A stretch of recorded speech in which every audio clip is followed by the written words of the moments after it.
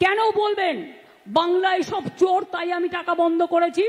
উত্তরপ্রদেশ সবচেয়ে বড় চোর, মহারাষ্ট্রের আপনার ডাবল ইঞ্জিন সবচেয়ে বড় চোর, বিহারের ডাবল ইঞ্জিন সবচেয়ে বড় চোর। আগে চোরদের দিকে তাকিয়ে দেখুন। বাংলাকে অসম্মান করার জন্য কটা টিম পাঠিয়েছিলেন চিফ সেক্রেটারি? 186টা টিম পাঠিয়েছিল। Can you imagine?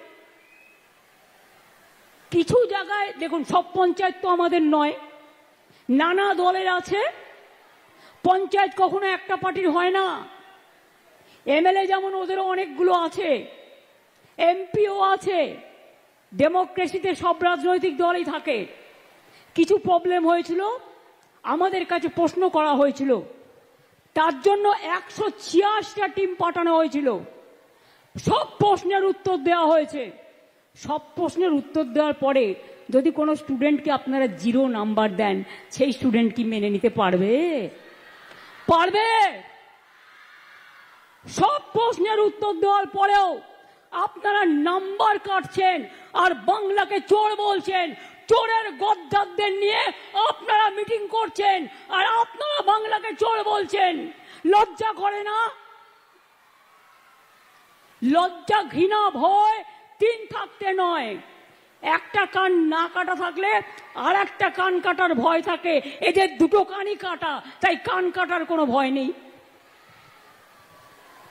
জিজ্ঞেস করুন না, একবার ভেবেছেন এই যে আপনি বারবার আসছেন ইলেকশনের আগে, ঠিক পরিযায়ী পাখির মতো ইলেকশন আসলেই আপনারা রোজ আসেন।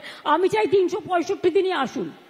বিমান ফ্রি, হেলিকপ্টার ফ্রি, রাস্তা ফ্রি, খাবার ফ্রি, সবই তো পান ফ্রিতে। আমি কিন্তু সরকার থেকে 1 পয়সাও মাইনে নিই না, জেনে রাখো ভাই বোনেরা। এবং আমি 7 বার এমপি ছিলাম। মাসে কিছু না হলেও 2.5 থেকে 3 লাখ টাকা পেনশন পেতে পারতাম এই 14 বছর। 1 পয়সাও নিইনি। সেগুলো কিন্তু কেউ মনে রাখে না। আর পশ্চিমবঙ্গ সরকারের চিফ সেক্রেটারি বসে আছে, তার সামনে বলছি, আমি কোনো সার্কিট হাউসে গেলেও সেখানেও টাকা দিয়ে থাকি। আমি বই লিখি, সেই টাকা থেকে যা পাই। আমি গান লিখি, গানের থেকে যা পাই আমার চলে যায়। আমি একা মানুষ, আমার কিসের দরকার? কিসের দরকার? খাই তো একবেলা, আমার কিসে লাগবে? আমি টাকা চাই না, আমি মেধা চাই। আমি টাকা চাই না, আমি আত্মসম্মান চাই। বাংলা মায়ের সম্মানে আঘাত করলে আমার গায়ে আঘাত লাগে।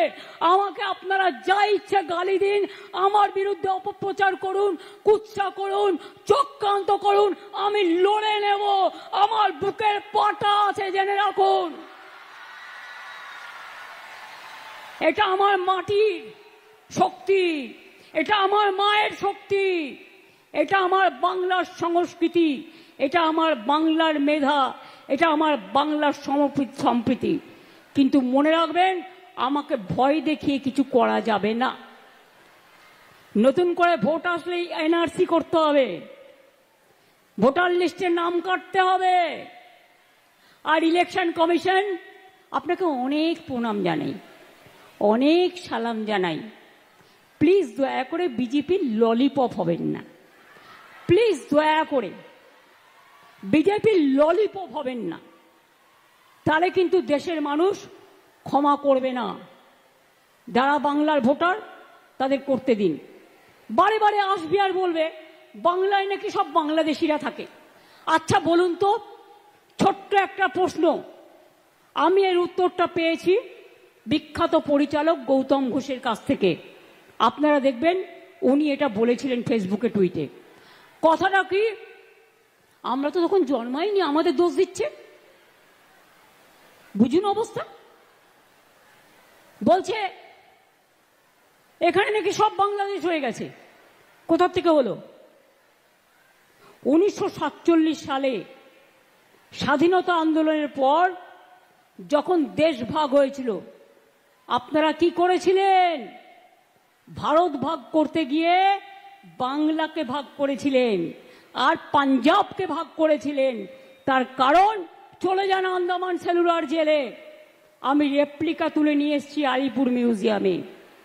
ওখানে যদি সংখ্যাটা দেখেন, দেখবেন 700-র ওপর বাঙালি অ্যারেস্ট ছিল যারা স্বাধীনতা আন্দোলন করেছিল। প্রায় 90%। আর 10% ছিল পাঞ্জাবিরা। ওরা জানতো বাংলাকে ওরা শায়েস্তা করতে পারবে না, বাংলার শক্তির কাছে পারবে না, তাই ওরা কি করেছিল, বাংলাটাকে ভাগ করে দিয়েছিল। ভিডিওটা যদি তোমাদের ভালো লাগে তো ভিডিওতে লাইক কমেন্ট করে দেবে। আর এই চ্যানেলটা আমার নতুন চালু করেছি, তো চ্যানেলটা যাতে বড় করে উঠাতে পারি তাই জন্য তোমরা চ্যানেলটাকে সাবস্ক্রাইব করে দাও তাড়াতাড়ি। দেখা হচ্ছে পরের ভিডিওতে। টাটা।